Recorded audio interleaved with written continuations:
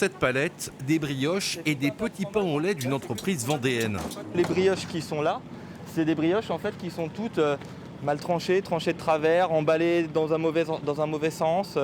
Tous les produits arrivent des fabricants avec un défaut ou une date trop courte pour être vendus dans la grande distribution. Résultat, des prix imbattables pour les consommateurs, environ 30% moins chers. C'est la deuxième fois que je viens. J'ai essayé il y a peut-être 3 semaines un panier avec des réductions. Voilà, et du coup je reprends parce que je suis satisfaite des produits et de l'économie réalisée. Ça vous fait 59,72 €, s'il vous plaît. Des consommateurs qui trouvent aussi leur compte sur ce principe de la lutte contre le gaspillage alimentaire. Pour moi, c'est la priorité au-delà de la dépense inférieure par rapport aux grandes surfaces actuelles où c'est vrai que les prix augmentent considérablement. Mais là, c'est plus un geste citoyen en fait qu'on fait en venant ici. Trop cher à reconditionner, trop cher à renvoyer aux fabricants, ces aliments auraient été détruits.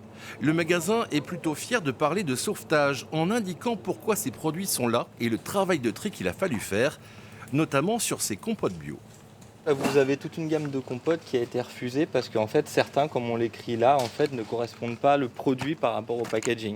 Donc là vous avez un emballage en fait pomme-poire, mais à l'intérieur c'est des pommes-bananes. Donc tout le lot a été refusé. Nous on a racheté en fait tout ce lot-là et on le recommercialise dans notre magasin. L'idée c'est de sauver ces produits-là pour qu'ils ne partent pas en fait à la poubelle. Le magasin ne reprend pas les stocks de la grande distribution et ainsi ne court-circuite pas le réseau d'approvisionnement des associations caritatives.